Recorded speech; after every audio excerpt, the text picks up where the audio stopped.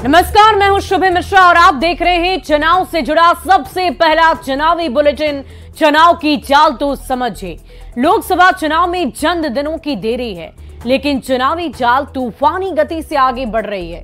BJP चाल चल रही है, कांग्रेस चाल चल रही है, तो क्षेत्रीय दल भी चाल से कमाल करने की जुगत में है।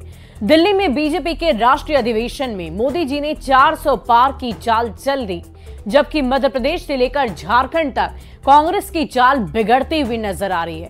कांग्रेस के नेता अपनी चाल से आलाकमान को चित करने में लगे हैं। एक तरफ जहां मध्य प्रदेश के पूर्व मुख्यमंत्री कमलनाथ की कांग्रेस छोड़कर बीजेपी में जाने की अटकलें तेज हैं, तो झारखंड के कांग्रेस विधायकों ने अपनी ही पार्टी के मंत्रियों के खिलाफ मोर्चा खोल दिया है और दिल्ली में डेरा डाला है। हमारी नजर चुनाव की हर एक चाल पर है, तो चुनाव से जुड़ी हर एक खबर को दिखाएंगे, खबर के अंदर की एक एक चाल को समझाएंगे।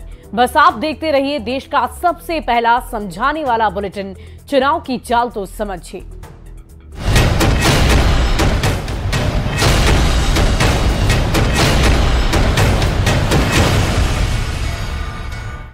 और बीजेपी के राष्ट्रीय अधिवेशन में पीएम मोदी ने हुंकार भरी। पीएम मोदी ने विकसित भारत का संकल्प लिया।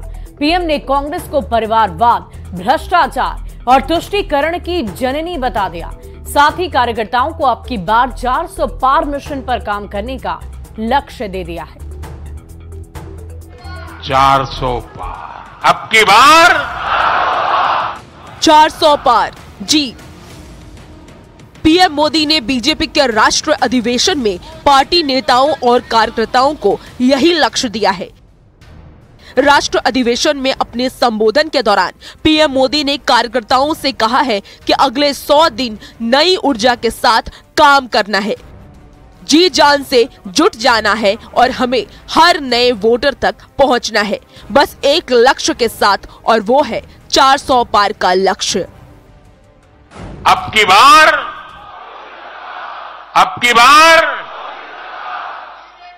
400 पार, अब की बार इस मिशन पर हमें जुट जाना है। लोकसभा चुनाव के पहले हुए बीजेपी के राष्ट्रीय अधिवेशन को संबोधित करते हुए पीएम मोदी ने अपने 10 साल के काम गिनाए और बताया है कि जिसे लोग असंभव मानकर चल रहे थे, इन 10 सालों में वो सब कुछ संभव हुआ। अयोध्या में भव्य राम मंदिर का निर्माण करके हमने 5 सदियों का इंतजार खत्म किया है।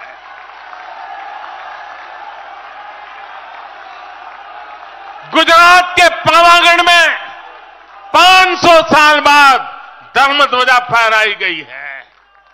7 दशक बाद हमने करतारपुर साहिब राहदारी खोली है। 7 दशक के इंतजार बाद देश को आर्टिकल 370 से मुक्ति मिली है। पीएम मोदी ने अपने संबोधन के दौरान कांग्रेस पर भी जोरदार प्रहार किया है। कांग्रेस का ट्रैक रिकॉर्ड हम सभी के सामने है। कांग्रेस अस्थिरता की जननी है। कांग्रेस परिवारवाद की जननी है। कांग्रेस भ्रष्टाचार की जननी है। बीजेपी के राष्ट्रीय अधिवेशन में केंद्रीय गृह मंत्री अमित शाह ने भी हुंकार भरी। अमित शाह ने कहा है कि देश ने तय कर लिया है कि एक बार फिर नरेंद्र मोदी पीएम बनेंगे। देश ने तय किया है कि मोदी जी फिर से एक बार इस देश के प्रधानमंत्री बनेंगे। लोकसभा चुनाव का ऐलान होने में बस चंद दिन बाकी है। ऐसे में बीजेपी पूरी तरीके से चुनावी मोड में आ चुकी है। बीजेपी के राष्ट्रीय अधिवेशन में दिखा पीएम मोदी का कॉन्फिडेंस बताता है कि बीजेपी जीत को लेकर पूरी तरह आश्वस्त है। न्यूज 18 के लिए दिल्ली से पवन गौर और विनीत के साथ ब्यूरो रिपोर्ट। और 400 पार वाली बीजेपी की तेज चाल को समझिए। बीजेपी बड़ा लक्ष्य रखने वाली पार्टी है। खासकर मोदी के आने के बाद बीजेपी लगातार आगे बढ़ती जा रही है। 2014 के बाद 2019 में जीत का परचम लहराया। विश्व की सबसे बड़ी पार्टी बीजेपी बनकर उभरी और अब बीजेपी ने 2024 में 400 पार का लक्ष्य रखा है। बीजेपी अपने मिशन 400 पार में जुट भी गई है। राष्ट्रीय अधिवेशन में पीएम मोदी का कॉन्फिडेंस चरम पर था और पीएम ने बीजेपी कार्यकर्ताओं को 100 दिन पूरे जी जान से जुट जाने के लिए कहा। क्योंकि बीजेपी कैडर आधारित पार्टी है, बीजेपी का कैडर बूथ बूथ तक पहुंचा हुआ है, जिनके बल पर बीजेपी ने 400 पार का लक्ष्य रखा है। देखने वाली बात होगी कि प्रधानमंत्री नरेंद्र मोदी की ये जो बातें उनकी तरफ से रखी गई, ये जो कॉन्फिडेंस उनमें नजर आ रहा है, क्या वाकई बीजेपी 400 के पार जाती है या नहीं। बढ़ते हैं अगली खबर की ओर। एक तरफ बीजेपी लोकसभा चुनाव में 400 सीट जीतने का लक्ष्य रखकर आगे बढ़ रही है, दूसरी ओर कांग्रेस के नेता और सहयोगी एक एक कर छोड़ते जा रहे हैं या फिर छोड़ने की कगार पर है। सवाल है कि अब कांग्रेस का आगे क्या होगा।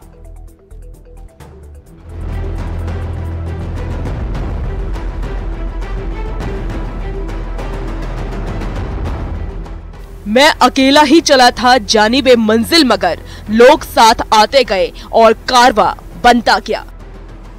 मशहूर शायर मजरू सुल्तानपुरी की इस शायरी का इस्तेमाल कांग्रेस के नेताओं ने पिछली बार राहुल गांधी की भारत जोड़ो यात्रा के दौरान खूब किया था, लेकिन आज की तारीख में राहुल गांधी के संदर्भ में ये शायरी एकदम उलट नजर आ रही है। जैसे जैसे राहुल गांधी की भारत जोड़ो न्याय यात्रा आगे बढ़ रही है, वैसे वैसे कांग्रेस के नेता और कांग्रेस के सहयोगी साथ छोड़ते जा रहे हैं। महाराष्ट्र के मिलिंद देवड़ा, बाबा सिद्दीकी और अशोक चौहान के कांग्रेस छोड़ने के बाद अब मध्य प्रदेश के पूर्व मुख्यमंत्री कमलनाथ के भी कांग्रेस छोड़ने की अटकलें तेज हो गई है। बात गठबंधन की करें तो पहले नीतीश कुमार ने किनारा किया, फिर ममता बनर्जी ने एकला चलो की बात की और देखते ही देखते जयंत चौधरी एनडीए के हो गए। अब पंजाब में आम आदमी पार्टी और कश्मीर में नेशनल कॉन्फ्रेंस के भी अकेले लड़ने की बात सामने आ रही है। हालात झारखंड में भी बहुत अच्छे नहीं हैं। सूत्र बताते हैं कि सीट शेयरिंग का फॉर्मूला फिक्स करने गए झारखंड के सीएम चंपाई सोरेन के साथ कांग्रेस की बात अब तक नहीं बन पाई है। मुकुल वासनिक के आवास पर हुई बैठक में सीट शेयरिंग का फॉर्मूला नहीं बन पाया। हालांकि सीएम चंपाई सोरेन का कहना है कि सीट शेयरिंग पर आगे बात होगी। अभी की मुलाकात बस शिष्टाचार मुलाकात थी। खड़गे साहब से हमारा शिष्टाचार भेंट हुआ। सरकार गठन करने के बाद हम दिल्ली भी आए हैं और हमारा शिष्टाचार भेंट है और बाकी बात हम लोग का बाद में होगा। सर, सीट शेयरिंग को लेकर कोई बातचीत हुई? उसके लिए हम लोग सेकंड टाइम में होगा। सवाल है कि अगली बैठक में झारखंड में सीट शेयरिंग का फॉर्मूला सेट हो जाएगा या फिर इंडी अलायंस को एक और झटका लगेगा और राहुल गांधी की भारत जोड़ो न्याय यात्रा के दौरान ही एक और सहयोगी एकला चलो का ऐलान कर देगा। न्यूज़ 18 के लिए दिल्ली से अमितेश सिंह की रिपोर्ट।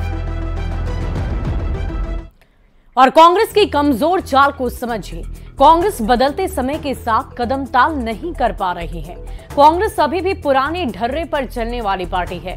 कांग्रेस को अपने सहयोगियों पर भरोसा ही नहीं। कांग्रेस के अंदर अभी भी बड़ी पार्टी होने का दम्भ है। यही वजह है कि कांग्रेस के सहयोगी एक एक कर उनका साथ छोड़ते जा रहे हैं। बात अगर कांग्रेस के अंदर की करें तो कांग्रेस का संगठन अब कमजोर हो चुका है। आप अंदाजा लगा सकते हैं कि अलग अलग राज्यों में कमोबेश ऐसी ही स्थिति दिख रही है, जहां कांग्रेस के तमाम दिग्गज नेता भी अब शामिल हो चुके हैं, जो कांग्रेस का दामन अब छोड़ना चाहते हैं। संगठन पर नेताओं की पकड़ कमजोर हो चुकी है। कांग्रेस में मोदी जैसा कोई डायनामिक चेहरा नहीं है।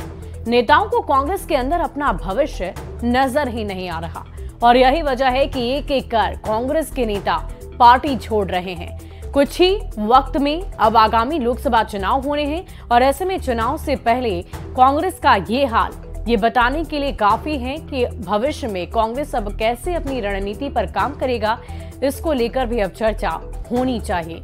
बढ़ते हैं अगली खबर की ओर। झारखंड में कांग्रेस के 12 विधायक नाराज हैं। 12 में से 8 विधायकों ने दिल्ली के महिपालपुर में डेरा डाल रखा है और चल रहे मौजूदा बजट सत्र में भाग लेने से ही इनकार कर दिया।